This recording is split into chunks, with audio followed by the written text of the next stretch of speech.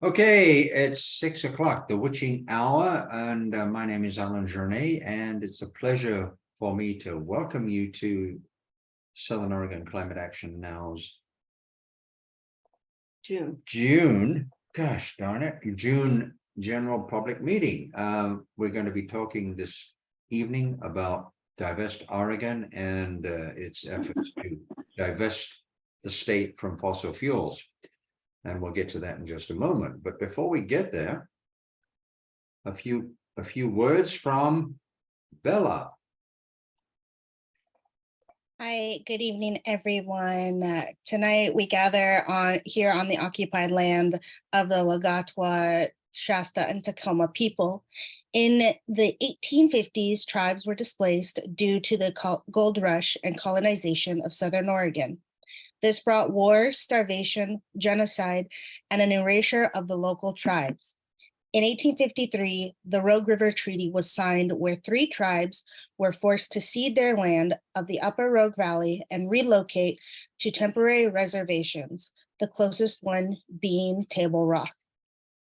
We recognize that we are on stolen land and will work to protect our community, the climate, and environment for future generations. Oregon is home to 9 federally recognized tribes. However, there are many more that do not hold this status. We hope that with this land acknowledgement, you will research the land you reside on, work with us to honor the original caretakers, and to protect our environment and community in the work we are doing. Thanks, Alan. Thanks very much indeed, Bella. Really appreciate that. Before we start the program, just a couple of quick Zoom tips. Probably by now, most folks are familiar with these. First one is, during the program, please mute yourself and stay muted. If you have questions, and we hope you have an abundance of questions as we're going through this, please open the chat box and type your question into the chat box.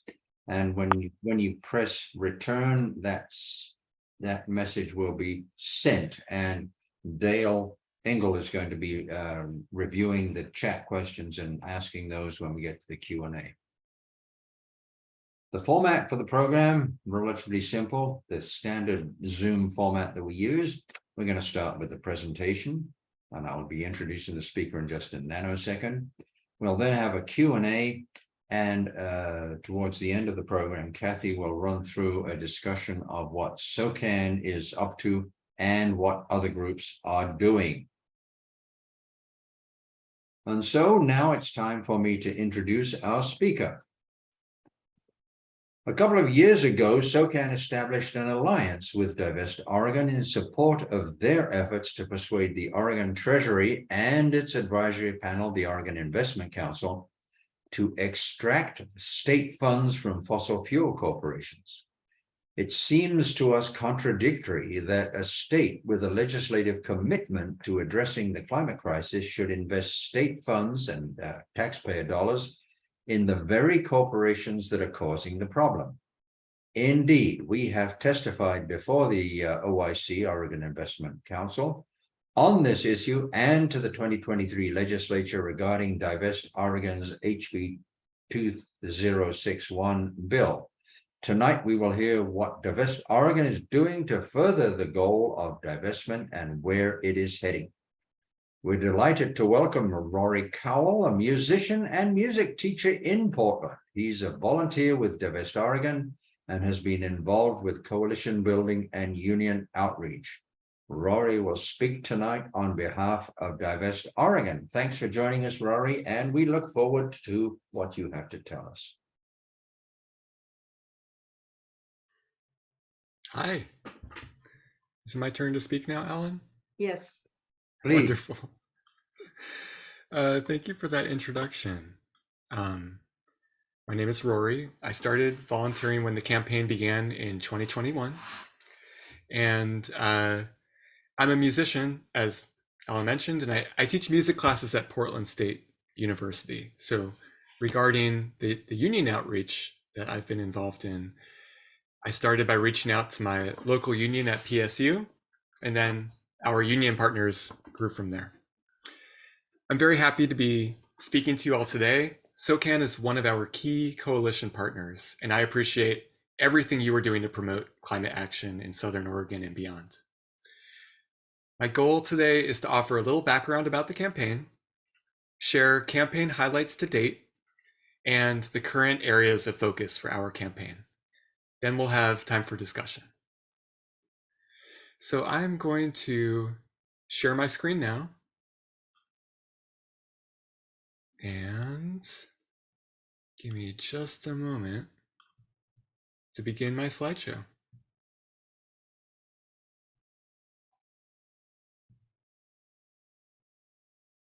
Okay, let me see a thumbs up if you can see my slides okay. Great.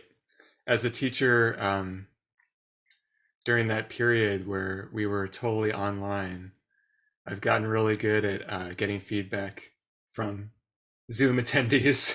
So thumbs up is a great one. Thank you all for that affirmation. Divest Oregon is a coalition of 100 statewide member organizations. Those organizations include all of Oregon's teachers' unions, racial justice groups, faith communities, and adult and youth climate activist organizations, including SOCAN.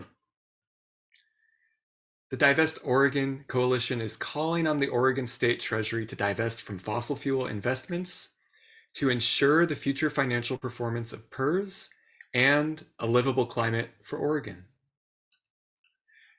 Let's talk briefly about the impact climate change has on our communities and Oregon's investments. Climate change is intensifying in our state. Last year, Oregonians experienced record-shattering fires and deadly heat.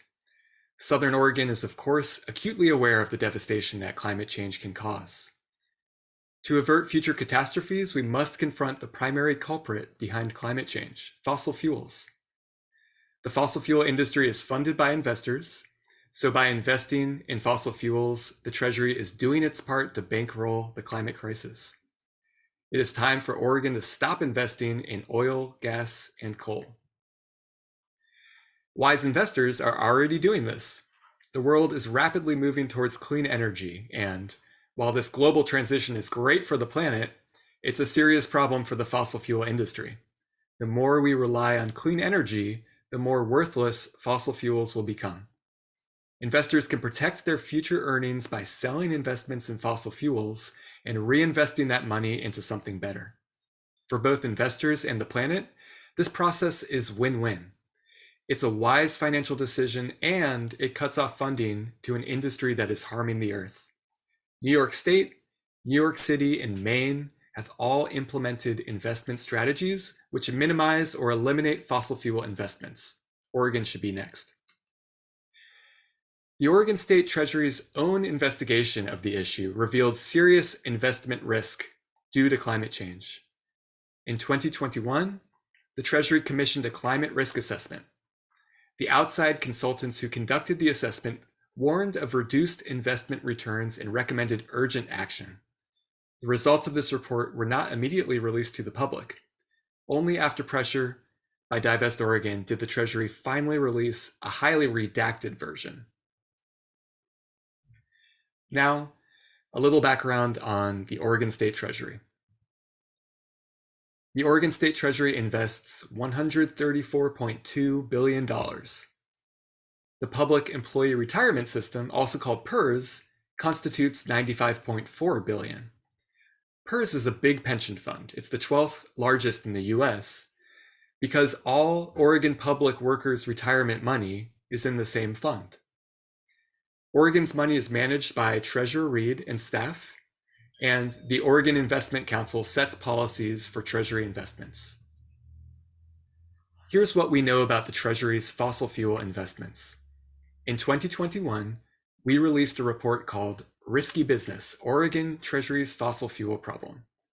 Based on the available data, we determined that the Treasury had at least $5.3 billion invested in fossil fuels. We now know that the Treasury has increased its fossil fuel holdings from $5.3 billion to at least $6.6 billion in 2022. This 25% increase in fossil fuel investments is a result of both new fossil fuel acquisitions, and larger holdings of previous fossil fuel companies. Unfortunately, we just don't know the full extent of the Treasury's fossil fuel investments because the Treasury has a transparency problem. The Treasury has released data about its public investments only once after pressure from Divest Oregon in 2021. However, over 50% of PERS is in private investments. These investments are shielded from disclosure by state law and by contract. The public, including PERS beneficiaries, does not know what's in those private investments. We can see in this figure that over the past 20 years, the percent of OPERF private market holdings has steadily increased. The Treasury's private investments include private equity funds. These are pooled investments overseen by a firm and its fund managers. There are a number of ways that these funds are riskier than traditional investments. Private equity firms demand secrecy, including in the specific investments, the terms, and its value. This lack of disclosure directly conflicts with the public's desire for its institutions to be open and transparent. Another problem with private equity is that it demands 10 to 12-year contracts. If the fund isn't doing well, there's nothing the Treasury can do. Private equity also demands higher fees. And lately, with attention on private equity increasing, unethical practices among these funds keep coming to light. So with all these risks, why would the Treasury invest in private equity at all? Well, private equity firms market themselves as financial wizards that provide above market returns. Treasury staff has said private equity is the secret sauce for returns for PERS. However, data suggests otherwise. Comparing Oregon PERS to the largest 15 US pension funds shows that they are below average on their returns while being above average on high-risk private investments. Many other state retirement funds with little or no private equity investments show better average 5-year and 10-year returns than Oregon's. Next, I'd like to share some campaign highlights to date. We have maintained regular communication with Treasury since the start of the campaign to share our concerns, as well as the latest research and reporting regarding climate risk. Divest Oregon members have submitted thousands of public comments as well as in-person comments at Oregon Investment Council meetings. We are a regular presence at those meetings. We've submitted numerous public records requests to obtain information that should be publicly available but is not. The campaign has received local and national press coverage. We've published multiple reports, including Risky Business, Oregon Treasury's Private Investment Transparency Problem, and Oregon Treasury's ESG Investment Failure. During the 2022 elections, we encouraged voters to center climate with our Vote Climate campaign. And we introduced 2 bills in the legislature, the 2022 Treasury Transparency Bill and the 2023 Treasury Investment and Climate Protection Act. While neither bill was passed, each one raised awareness in our state of the climate risk to our investments. The 2022 Treasury Transparency Bill called on the Treasury to publicly release its asset holdings annually and to publicly release any climate risk assessments. And one outcome of the bill was the formation of a work group to understand the fossil fuel impacted holdings of the Treasury.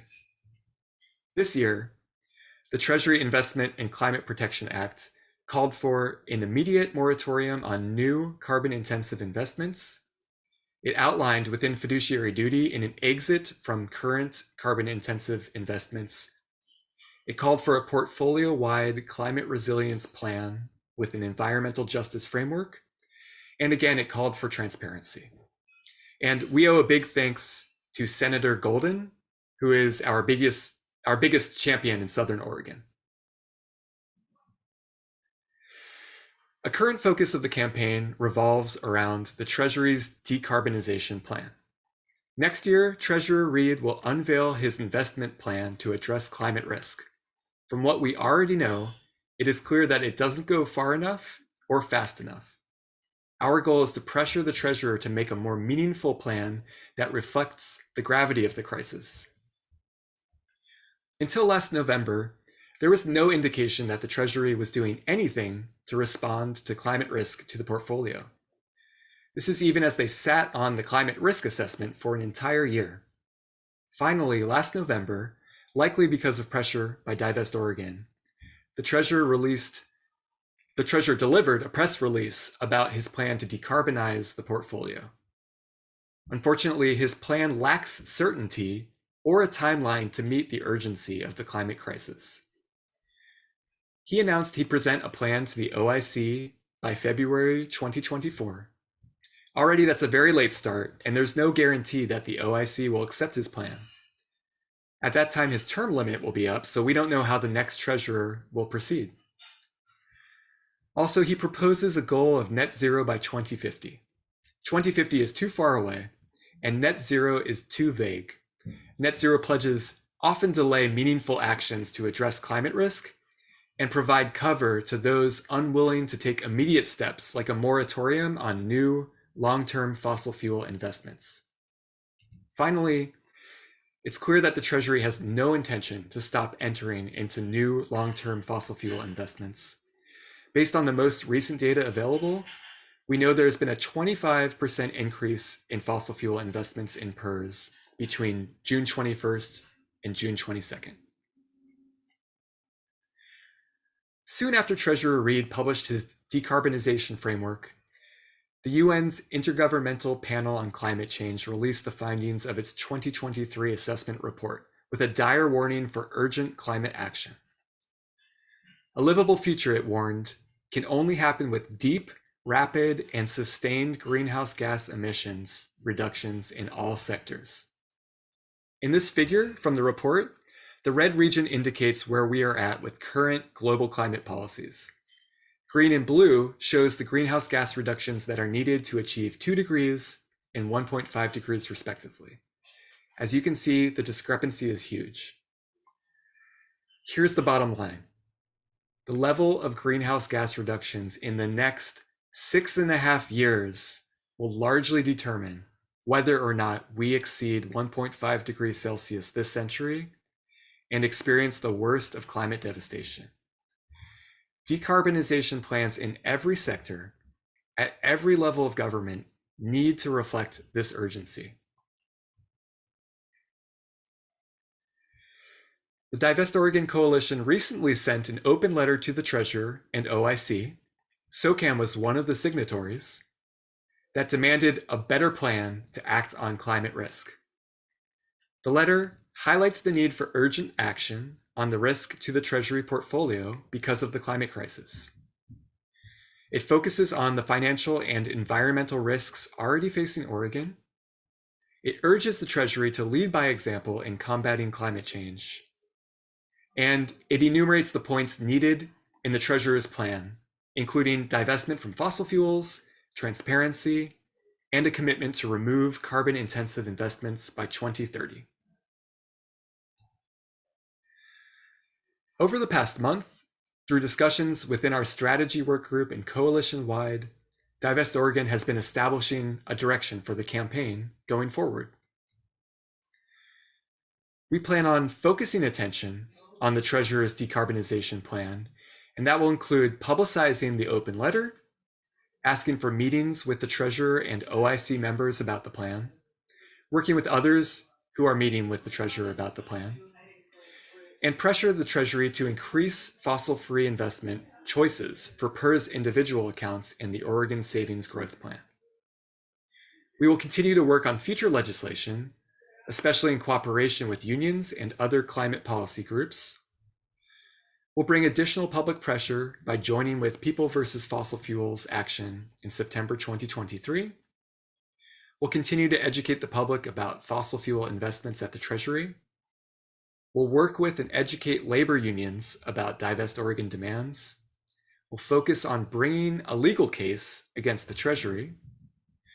We'll make divestment a core issue in the treasurer's race in 2024, both the primary and general elections.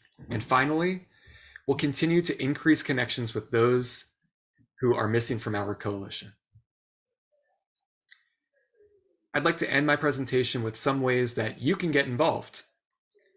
For PERS members, one opportunity is the Right to Know campaign. We are seeking PERS members to sign a petition demanding greater transparency. If necessary, these signatures will support a legal action asserting PERS members' right to know how their retirement is being invested. If you're a PERS member, a PERS retiree, or a designated beneficiary of a PERS retiree, you can sign a simple form to tell the Oregon Treasury you want the following information: the amount, profitability, and subject of investment of each OPERF stock and bond investment over the past 10 years, how much OPERF is invested in fossil fuels through the private funds, the amount, profitability, and timeline of each OPERF private investment over the last 10 years, and all the private investment contract terms for the last year, and the complete unredacted 2021 climate risk assessment, which was commissioned by the Treasury, as well as the Treasury's detailed plan addressing climate risk to the portfolio. So a link will be shared for anyone who wishes to participate in this campaign. One last way that you can get involved. You and others in your network can join the coalition. While SOCAN is already a key coalition member, you as an individual can also join the coalition. When you join, you will receive updates when there is an action to take, such as submitting public comments to an OIC meeting. And we'll share a link for this as well. There's a Join Us page on the Divest Oregon website. That concludes my presentation. Thank you so much. And I think we have time to discuss. And I'm interested in hearing more from you all. This is a wonderful forum for me to learn more about Southern Oregonians and climate action in your part of the state.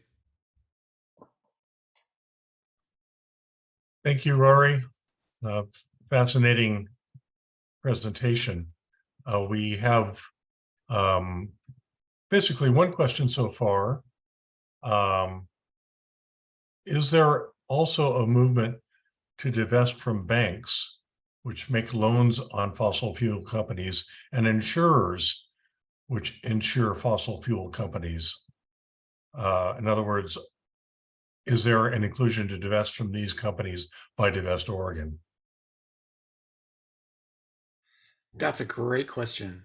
There are some incredible efforts underway when it comes to divesting in banks and other financial institutions like Vanguard, for example, as well as putting pressure on the companies that the insurance companies. Divest Oregon is focused specifically on the Oregon Treasury. So our coalition isn't directly involved in those campaigns, but we are a member of some national campaigns, including the Climate Safe Pensions Network and the Stop the Money Pipeline Coalition. So with those national campaigns, we have some connections with those larger efforts. But there's lots of information online about those campaigns.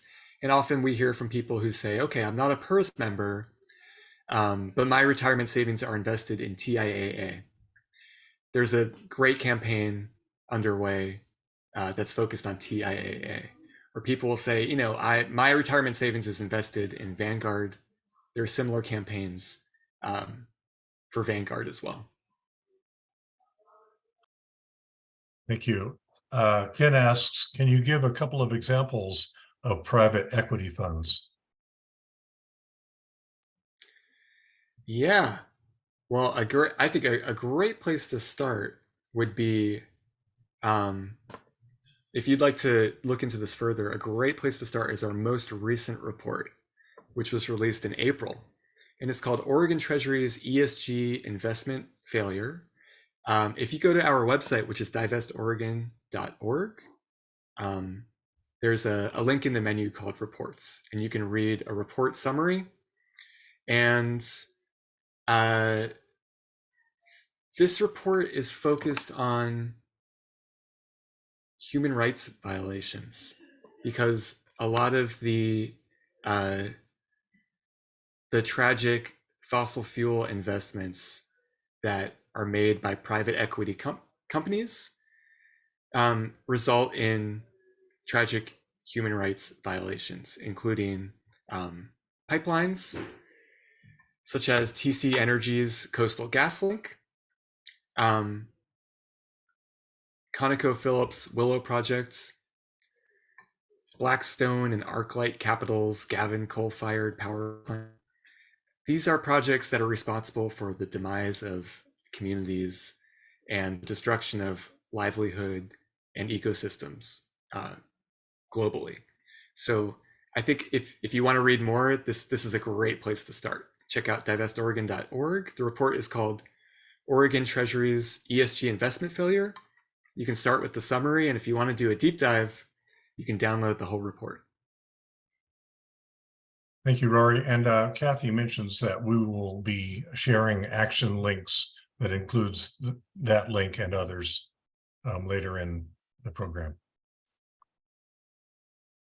Karen asks, if I sell $1 million of Exxon stock and someone else buys it for $1 million, isn't it a wash as far as Exxon is concerned? They don't really care whose money it is, and someone else buying my stock canceled out the symbolic value of me selling it. That's a great question. And that's one of the larger questions that has arisen for as long as there's been a fossil fuel divestment movement. But I think that the hope for this movement is just the enormity of it at this point.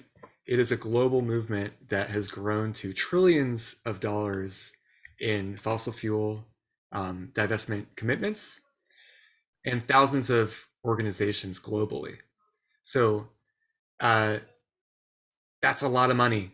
And I think the hope for its impact on the fossil fuel industry and the climate crisis is also shown in the response that we've gotten from the fossil fuel companies. So the fossil fuel companies themselves are starting to point to divestment movements as one of the big problems for their industry. So there's a really interesting website. I think maybe I'll share this link with Kathy too. But there's a great website. I'm forgetting the link off the top of my head, but it is sort of like an ongoing counter of all of the fossil fuel commitments and the organizations that are committing globally. And it just keeps on growing. So I'll look for that link and share that with Kathy as well. That would be a great place for more information. Great. And this is a question from Dale. That's me. How would you respond to a treasurer position that limiting investments to certain categories hamstrings PERS and could endanger pensions? What is to keep another quote unquote special interest group, such as an animal rights group, from hamstringing investments? Well, that's certainly a position that the treasurer has made. The treasurer has consistently said, I don't want anyone to tell me how the Treasury can invest, and has suggested that there are problems with any ways that might restrict how he invests. However, the treasurer himself seems to agree that climate risk is an issue that is central to maintaining, to protecting the future financial performance of the funds. So he wrote in the New York Times op-ed that Climate change is already affecting the profitability of entire industries in which my fund is invested. It's clear that we need to consider which of our pension fund assets are most exposed. The financial risks are real, and pension funds should be mitigating them. So when I read this, it follows that limiting investments in funds that present the greatest climate risk is necessary to achieve the highest returns. So really, it's not a question about whether or not we need to limit the funds in terms of climate risk. It's a question about how soon. So the Treasury is already starting down that path, but because of the gravity of the crisis and the risk, our focus is to pressure him to move much more quickly and to do much more. Right. And I will hasten to add that my special interest quote was attempted at humor. I certainly don't consider climate groups special interest groups. Marilyn asks, what are some of the credit card companies that we should pursue instead of B of A? That is a great question. And that's something I don't know anything about. I mean, maybe we can open this up. I wonder if there are other people attending who have looked into credit card companies and fossil fuel investment and might have some information about this for Maryland. Kathy, did you raise your hand? We have information about that on the website, the SOCAN website. There are links to places. And I'd say the bottom line is look for a bank or a credit card that's a B Corp. And if they're a B Corp, then that's going to give you some confidence that they're investing in a wise way. But on the links that Dale referred to that we'll show you in just a minute, there is specific information on credit cards and also on banking. Pretty much all of the major banks are evil when it comes to investment in fossil fuel. Wells Fargo, Capital, Chase, Citibank. You should, if you can, you should divest from all of these personally, in our judgment. And there are a number of banks, and Kathy and I, for example, invest our money with Beneficial Bank, which is a B Corp. And there's another association called something like the Association of Banking Values, which a number of banks are associated with. But again, on the SOCAN website, there's a discussion of all of this options. But yeah, there's some really good banks out there, and pretty much credit unions are focused on local investments and not the fossil fuel arena. So they are usually a good place to go. Thank you. And Isabella just agreed with you on that. And she has another question. How much involvement does Divest Oregon have with local tribes or indigenous divestment movements? That's a great question. There are certainly organizational members of our coalition who have close ties with indigenous groups. I'm thinking about Columbia Riverkeeper, Oregon Just Transition Alliance, but there's certainly more to do in that regard. And one of the future focuses for our campaign is to continually building the coalition, and specifically to look for those groups that need to be more represented in our coalition. So going forward, we're looking to increase representation statewide, and we are always inviting folks around the state to join our coalition and help us determine, what groups we need to be connecting with to grow the movement. Thank you, Rory. Alan, you'd like to unmute yourself? You have something you'd like to ask? Yeah, I have several questions, but I have a quickie and then one that's a bit longer. The quickie is, I've been engaging in this this arena for quite a few months. My understanding is a little confused, and so I'm going to ask for a point of clarification.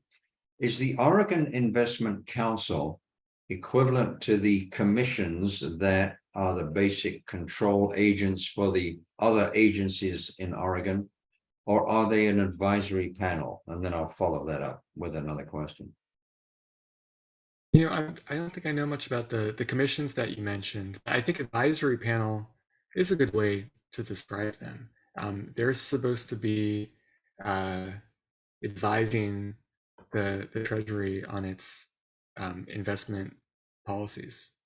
So the treasurer does not have to pass decisions through the OIC before they become official. The OIC advises the treasurer on what to do. Is that the way it works? I don't know the details about that dynamic.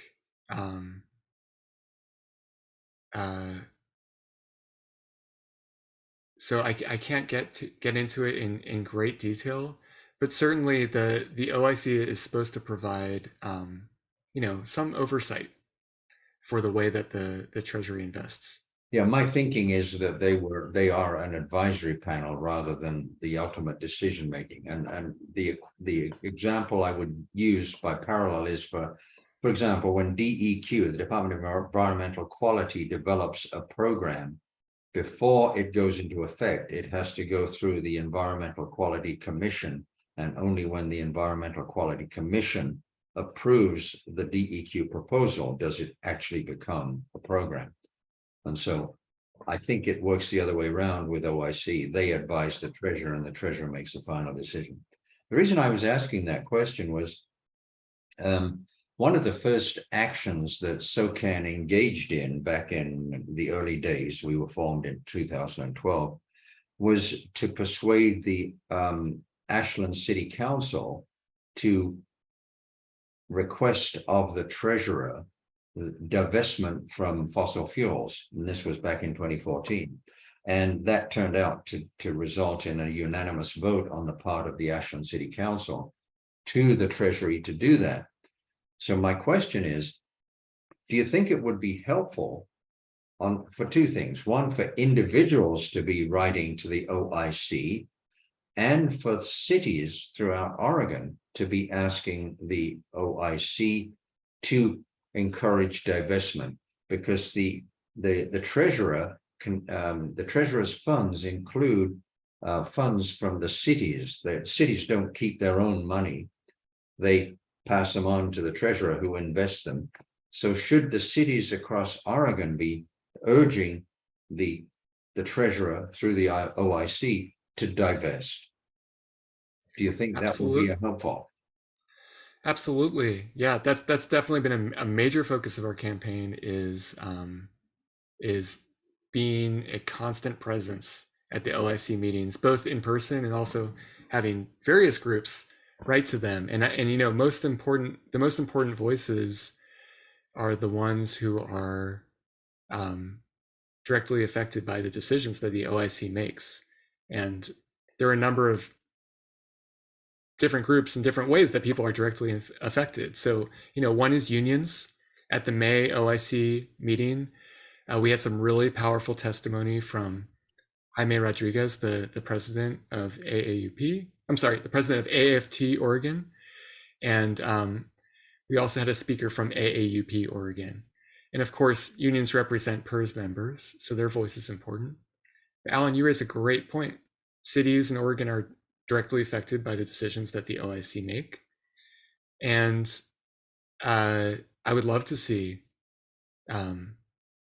those voices represented at those meetings. And I think one thing that's really that's been very successful in our coalition is bringing different groups together and kind of focusing the messaging. So each time there's an OIC meeting, there's a specific message that we're focused on. And at the last one, it was the open letter to the Treasury's decarbonization plan. And the message was, we're watching, and we need a better plan. We need more. We need it to move more quickly. So it would be wonderful to have those voices included, and to have them join us in the focused messaging that we bring each month to the OIC meetings.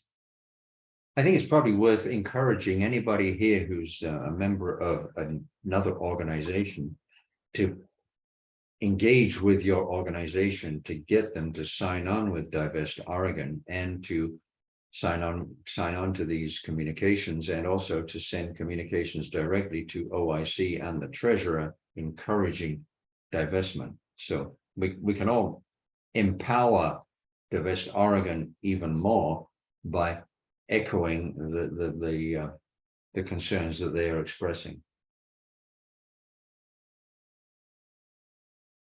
Great. We have another question and an interesting reply, which received a thumbs up. Won't I have more influence as an investor with a vote on company policy? If we divest, I no longer have a vote. Karen asks, and Ro replied, I have stock in Chevron. They don't ever respond to my attempts to tell them how I despise their company policies. Do you have a comment, Rory, on that? Yeah, throughout the fossil fuel divestment movement, this conversation, divestment versus engagement, has been very prominent. And unfortunately, I think the conversation has typically been presented as pitting one against the other. And I think that the best strategy would be to include both. So I don't think that divestment excludes engagement as a strategy. And if anything, I would hope that actively divesting would make engagement more effective, because it would give it some teeth. So, our hope is that the Treasury will begin the process of divesting, which means extensive review of their investments and determining the climate risk. So in that process of review, if a company changes its behaviors in meaningful and measurable ways, then that's wonderful. And then the Treasury would be able to say, yes, okay, this is an investment that we're comfortable with, because it allows for a measure of climate safety that we can accept. And that's the goal with engagement, is to be working with companies that we invest in so that they'll change their behavior in meaningful and measurable ways. So, my hope is that through beginning the divestment process, it can make engagement more effective. Rory, how good of a job is University of California and the California PERS doing on their investments? Are there things that Oregon can learn from them? I don't know if you are familiar with how they are doing. Yeah, I think there's one really important point that we can learn from them. So the University of California announced that it was divesting, and in 2020 they announced that they fully divested from fossil fuels.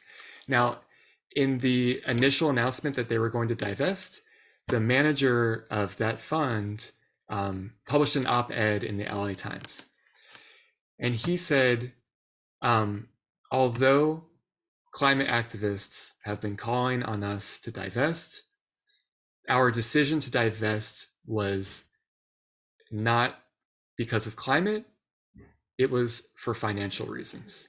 We divested because it was the best financial decision to make. So the thing to learn about this is, a lot has changed over the course of this fossil fuel divestment movement. And I think the biggest thing that has changed recently is it's now a mainstream decision on behalf of fund managers to protect their investments.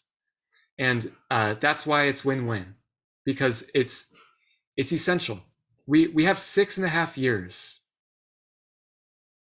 6.5 years to do as much as we possibly can to drastically reduce greenhouse gas emissions. So, I mean, to me, that's the most important reason to do this.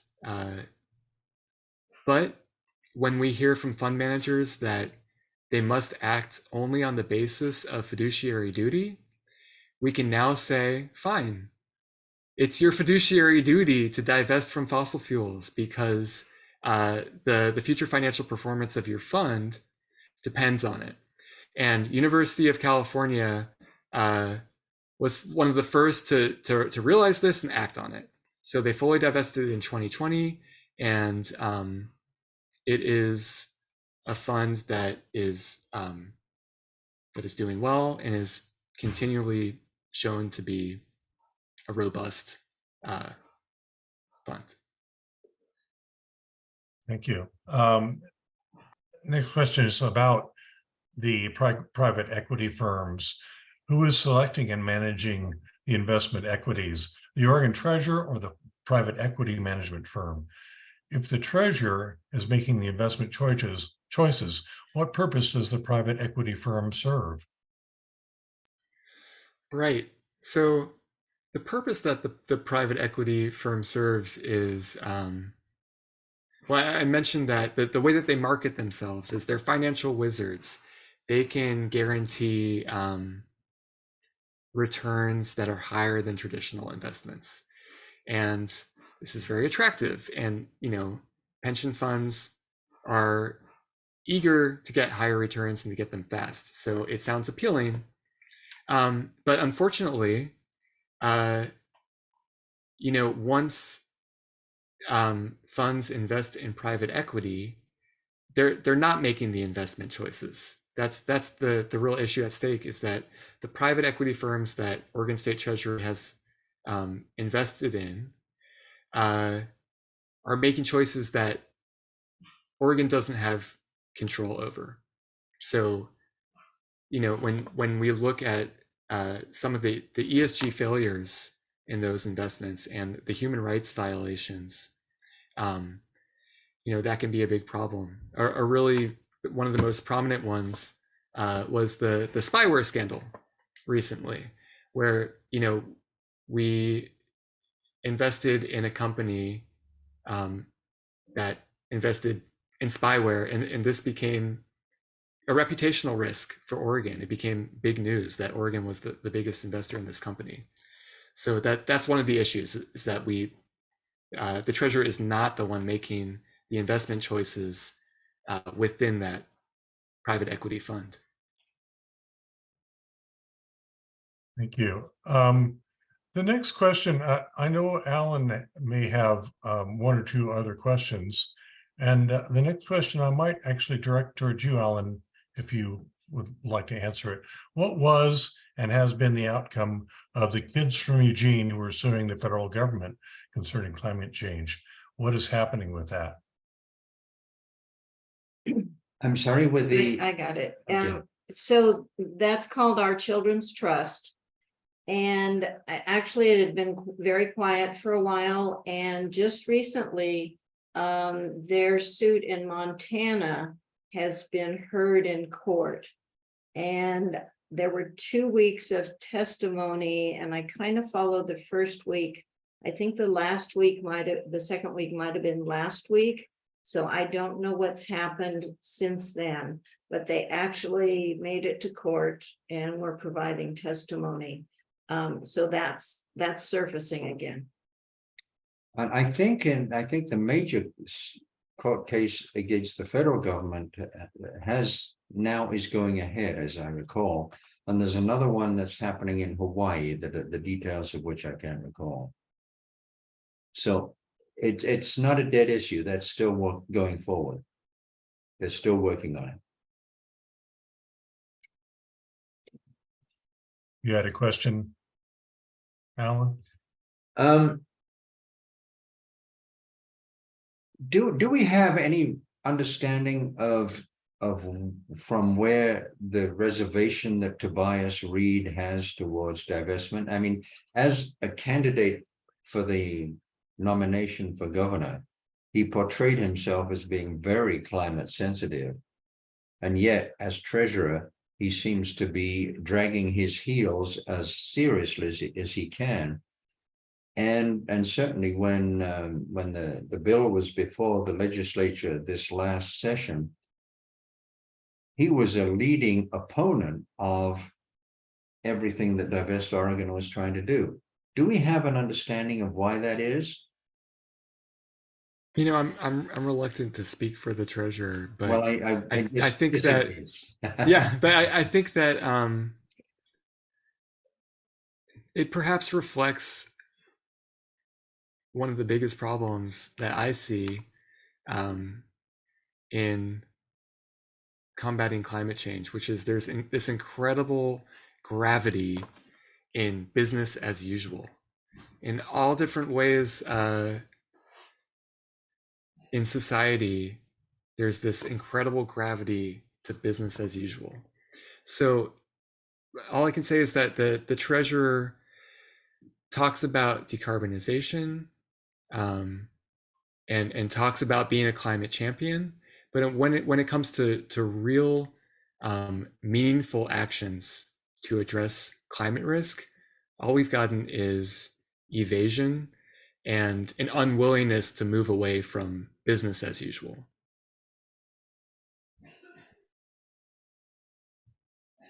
Kathy, I think we are at time now. So unless there are any more quick questions, would you like to wrap things up? Sure, and if people could put other questions in the chat, we'll try to pick them up later. Can you see my screen, Deb? Yes. Okay. So what we've done is on socan.eco/action, we've created 2 pages with additional links. So the one is on the right under collective action, and it says Divest Oregon, and that will provide information that Rory shared, ways to sign up for the campaign if you're part of PERS. And Alan actually added some of the reports that Rory referred to. So if you want to read those are listed on that page. And then on the other side is the investing and divesting. And that's where we have different information about personal investments and divestment. And we always welcome additions to those pages if you have other ideas of things that should be there. You'll get an email from tonight's meeting, and there's a link to that page, those pages also. So if you don't catch it now, you can pick it up then. I'm sorry, my mouse isn't working quite right tonight. If you are not on SOCAN's email list, we send generally 2 emails a month. If you go to the socan.eco, the main page, and on the right, you can sign up, and that gives you the monthly broadcast and the reminder. Occasionally there's a different one, but not very often. Another sign up is we put a lot of things on the blog, the SOCAN blog, but if you don't want to check that every once in a while when we may or may not be adding a blog post, if you sign up to get notifications, you just get an email and it tells you the topic, and then you can go to the blog if you're interested in reading about it. All the testimony that we have submitted on bills is on the blog. So the rest of what I'm going to share with you are different events, first SOCAN and then other groups. And the SOCAN events are all on the calendar, socan.eco/events. So you can go there and get details if you miss them as I quickly go through things. SOCAN has 5 programs, and within each of the programs, we then have different projects. So within the community engagement program, we will be in the Ashland 4th of July parade. The parade starts lining up. We'll start lining up at 9 o'clock, and the booths in the park will run from noon to 5. I expect to get final details in the mail tomorrow, and I will send out an email to anybody who's expressed interest. So if you go to socan.eco/events and then go to July 4th, there'll be a link there to volunteer, and then you'll get the latest information as soon as I have it. Connected to that, there's going to be a sign making party. It'll be at Bellevue Grange on Sunday, July 2nd. And there are a bunch of requests for signs, but if you want to come and make your own sign, there'll be materials there for you to do that. Also within the community engagement program, we have a group or a project titled Sustaining Climate Activists. And this is a group that helps provide support to people who are working very hard in this very difficult area. The next meeting is Saturday, July 22nd. It's from 10 to 11:30. And we're meeting in Blue Heron Park, which is in Phoenix. SOCAN's monthly meeting, we decided July, we're going to take a vacation. So we're not going to have a meeting in July. We'll be back in August, and in August we'll be in person in the library, the 6 to 7:30 time, but there'll be details about those in the broadcast. The government program has a federal and state project, and that project will meet on Monday, July 10th at 2. That is a Zoom meeting, so the link for that is on the SOCAN calendar. And Alan wanted to do a very quick summary. The legislation session is over and what's happened. Okay, the Oregon legislature sine die, the end of the session was on Sunday. On Saturday, packages of bills were passed in the Senate and sent on to the governor's desk. 2 big packages, House Bill 3409 and 3630. And these comprise some of the major climate legislation that was proposed during the course of the session. If you're interested in learning more about what happened, go to the SOCAN blog, socan.eco/blog, and I have posted a very short summary of what those package bills entail. If you're interested in further information, contact me, and I'm more than happy to share information with you. You can reach me at alan@socan.eco, which is right there. That's it. Also in the government program is the regional and local project.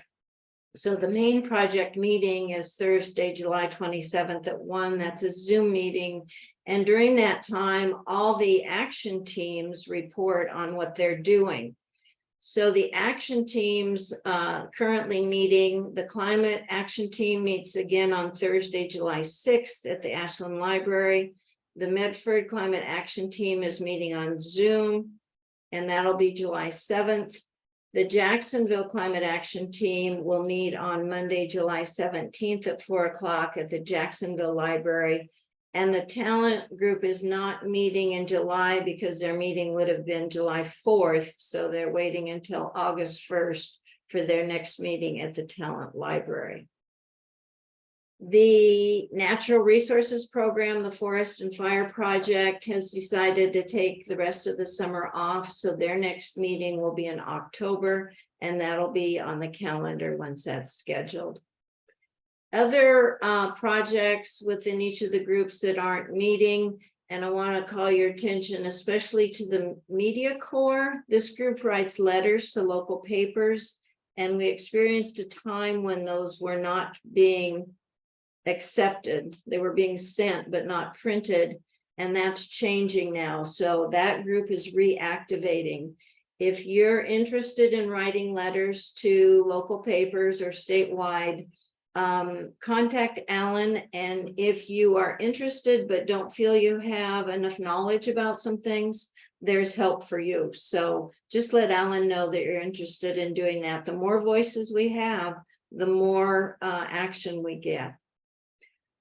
We also have the education program and the transportation program. Those groups don't currently have any meetings, but if you're interested in any of those, let me know and I can connect you with the right person. The leadership circle, which is made up of people that lead each of those different programs or projects, is going to be Wednesday, July 12th. And I didn't put that here. That one will be on Zoom.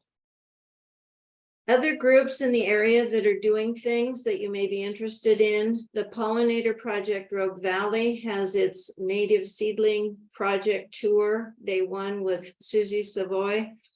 And they also have the butterfly walk on Mount Ashland with David Lee Myers. And you can go to their Facebook page, Pollinator Project, and get details on those. They do require registration for those.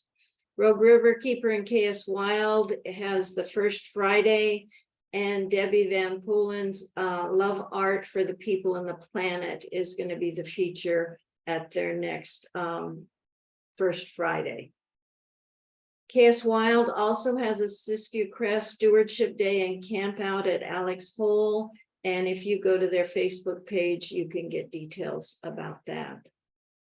Southern Oregon Citizens Climate Lobby has their monthly meeting. Next one is Saturday, July 8th. It's at Pony Espresso in Ashland. It's the conference room in that area.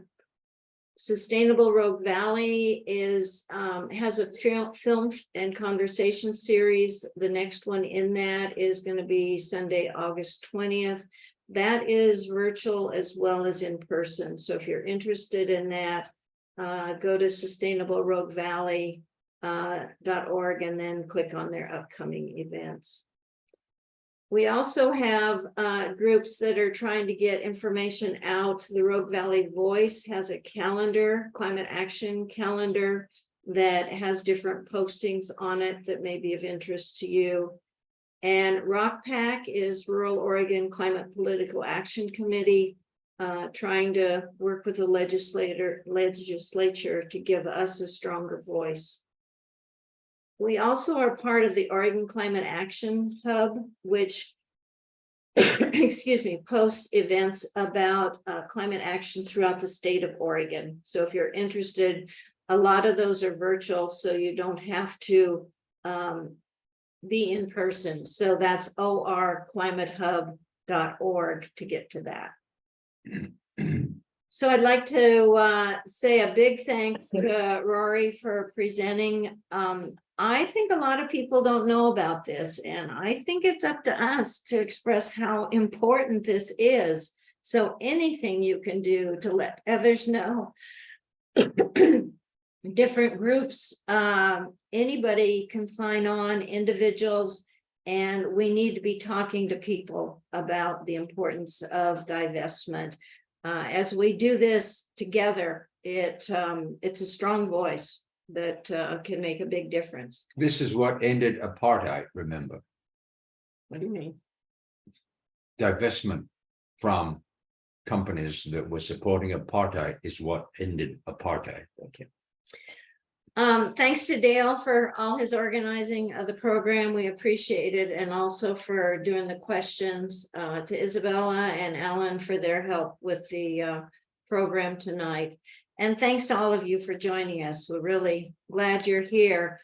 But don't forget, it doesn't do any good if we don't take action. So make sure that you look into things that you can do. Sometimes it takes a little time, but it's really worth it to take action. It's a question of our values. And finally, you should have gotten a survey in your email, and we really appreciate if you'll fill that out. It also has links that we've talked about tonight if you didn't catch them. SOCAN's website is socan.eco, questions, info@socan.eco. And if you're able to financially support us, we always appreciate that. So I'd like to thank everybody for being here, and appreciate that you were with us this evening. And thanks again, Rory, for being with us. We really appreciate it.